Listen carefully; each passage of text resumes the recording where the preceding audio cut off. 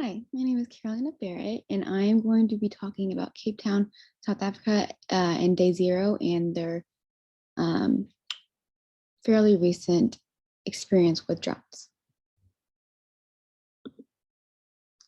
So, Day Zero stemmed from 3 years of drought from 2015 to 2017. It led to a severe water shortage from 2017 to 2018. The drought stemmed from government officials' bad and lack of planning as they brushed off the issue by telling citizens to be water aware. This crisis has also exposed significant weaknesses in scientists' ability to forecast weather on a seasonal scale, which is when it matters to city managers and farmers and predict rainfall on an annual or decadal scale, which is when that matters to developers of large-scale infrastructure, such as raising dam heights and building desalination plants. The winter rains swept the six large dams around the world that form Western Cape's main water supply system, which serves the vast majority of the city's residential and industrial water users, as well as farming areas and smaller towns nearby. Day zero was predicted to fall on April 12th in 2018, based on the chances in dam storage levels, assuming the rates of decline remain unchanged, with no rainfall or change in water demand. It would also be classified when the reservoir levels supplying Cape Town would fall below 13.5%. Although the prediction of Day Zero to fall on April 12th, they were able to push it back almost a month. This was because in June of 2017, all use of municipal water outside the home was banned, meaning no car washing or garden irrigation. In September, residents were limited 23 gallons per person per day for all uses, including washing, drinking, and toilet flushing. And at the beginning of February 2018, daily personal quota was reduced to a mere 13 gallons. The city's water consumption had fallen from 317 million gallons per day in early 2015 to about 137 million gallons per day. If it were to reach Day Zero and the municipal water supply is shut off, residents would have had to rely on 140 water collections around the city to collect a daily ration of 25 liters per day. These include mountain streams and springs. So this is a very complicated situation. So responsibility for the water supply is shared by local, provincial, and national government. This resulted in tension between the opposition-led provincial government, the Democratic Alliance, and the African National Congress, with the parties blaming each other for the water crisis. The DA is criticized for a lack of forward thinking on the development of new water sources and infrastructures, while the ANC is accused of withholding funding to sabotage and embarrass the DA-led administration. Western Cape and Cape Town are governed by the Democratic Alliance, the opposition party, which controls one of South Africa's 9 provinces. The DA leadership faulted the ruling African National Congress for delaying a disaster declaration and not ensuring the adequacy of water supply to cities, which the Constitution seems a national government responsibility. In Parliament, ANC politicians countered that the Democratic Alliance was grandstanding during crisis. From the moment Day Zero became a political problem, it deepened the rift between these parties. Under South Africa's constitution, the ANC is responsible for providing water to all citizens, but the actual infrastructure and services in the Western Cape falls upon the DA to manage. The two sides have bitterly smeared each other, blaming the collapse of a number of schemas to boost water supply and intransigence of ineptitude or of opponents. At the same time, the Department of Water and Sanitation, which operates the Western Cape system, was coming under scrutiny for mismanagement under unjustified spending. A report in 2017 from the South African Auditor General described a department whose leadership had taken it off the rails. The report noted poor planning, inadequate financial management, breakdown in spending controls, insufficient monitoring of project spending, and a lack of accountability. The main authority, DWS, is responsible for policy development, implementation, regulation, monitoring, enforcement, and administration. National DWS maintains regulatory control, full ownership of, and right to allocate all water in the big six dams Cape Town relies on. It also controls access to critical disaster funding through the National Disaster Management Center and decides how much water within the Western Cape system, Western Cape water supply system to allocate to agriculture versus the city. Water resource management involves all levels of government, from municipal to national levels, and because the drought affected all parts of society, was more prolonged and its severity highly dependent on the city's response to the water shortage. The city was concerned that DWS did not do enough to conserve water in the WCWSS dams by enforcing restrictions in the agriculture sector in 2016 and 2017. Despite not having any legal ownership of neither surface water nor groundwater, the municipality announced in 2017 that it would take responsibility for solving the crisis rather than rely on national government. Acting to the extent of their powers, both the province and the city prepared in advance for the drought that was expected in 2018. While urban water demand was being curtailed, the government failed to take any substantial action, even after the SAWS's 2007 warning. South African government instead decided to allocate roughly 40% of the Western Cape's water supply to agriculture as late as 2015, exceeding the previous cap volume 173.6 million cubic meters per year. In the same year, the government received an application by the provincial authorities for about 3 million as of March 2018 to finance the drilling of boreholes to increase the available water supply, but government officials refused to take any action. According to a report by the South African Water Caucus, soaring debt and rampant corruption in the Department of Water and Sanitation may account for its failure to accept Western Cape's 3 million requests to increase water supplies and infrastructure.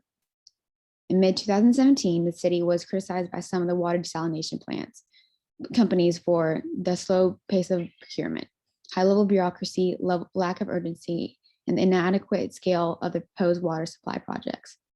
In January 2018, in response to a damning report criticized by the city of Cape Town failing to deal with the disaster in an inadequate and timely manner and other governance failures, the DA federal executive decided to remove Cape Town Mayor Patricia De Lille from managing the drought response task team. The city of Cape Town uses approximately 64% of the total water supply. While much of the economic value of agriculture in South Africa comes from large-scale commercial farming, the survey found that over 80% of the agriculture households in the country practice backyard or subsistence farming and depend on their farms for food.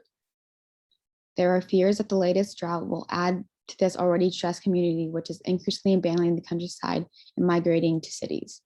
The 6 dams with total capacity of 898 million liters form over 99% of the Western Cape's water supply system, an interlinking of dams and canals, with some amount of water coming from the springs, originating in the Table Mountain.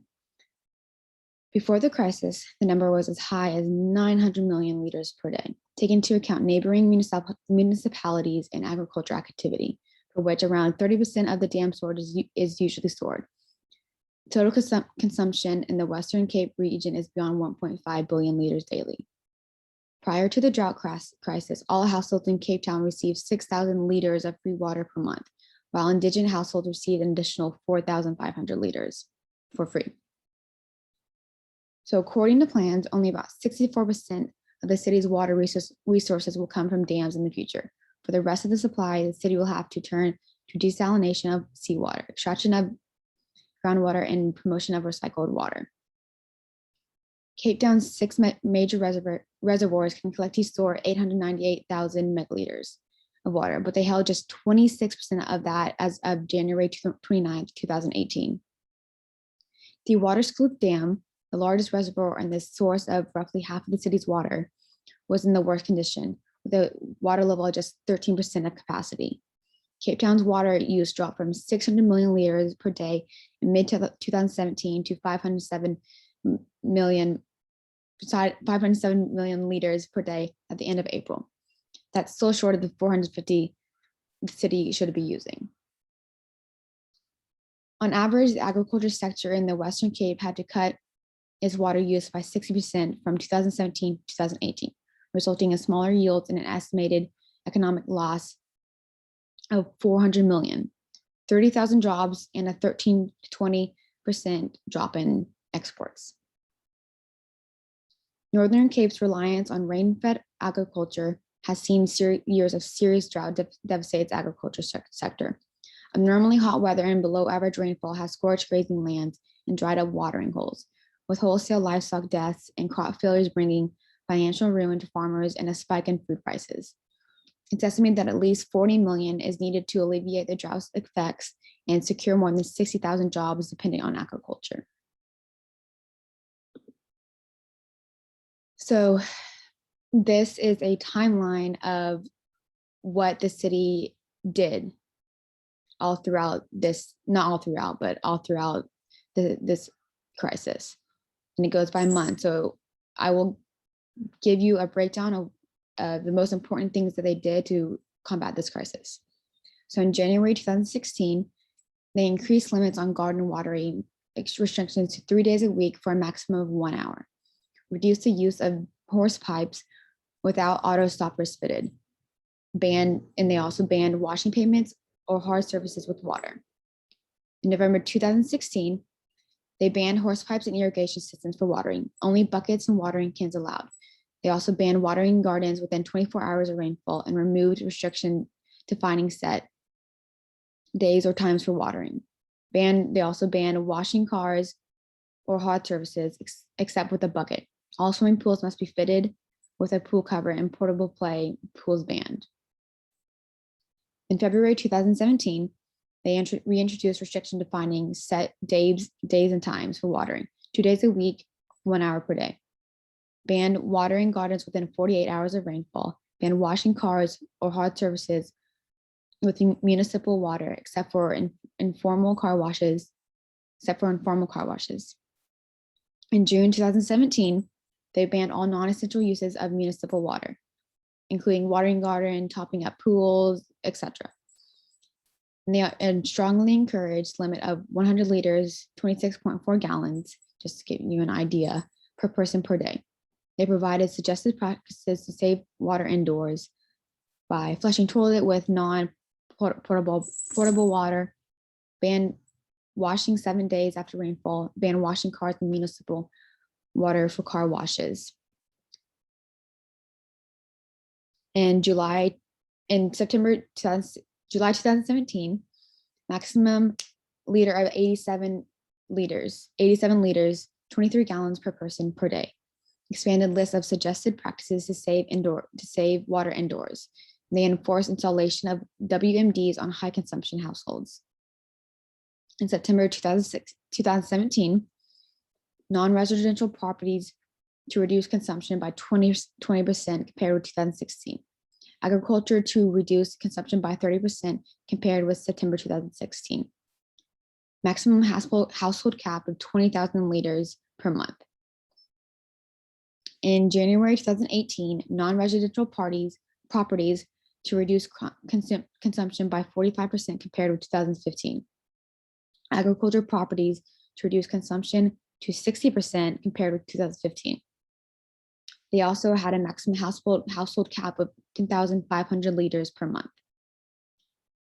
In February 2018, maximum limit of 50 liters per person per day. They restricted hours of use for private boreholes for irrigation to 1 hour twice a week. And lastly, in October 2018, they returned to personal water use limit of 70 liters per person per day, modified from 87 liters per person per day in the original level 5 restrictions. So what else did they do? You know, there was more to it than just restricting water use. They had to come up with other solutions that would also help it. So this city of Cape Town prioritized reducing demand for water to manage the drought, and then ration the remaining reservoir water stored within the supply system. Projects targeting water demand typically yield faster results with low investment costs and when compared with increasing water supply.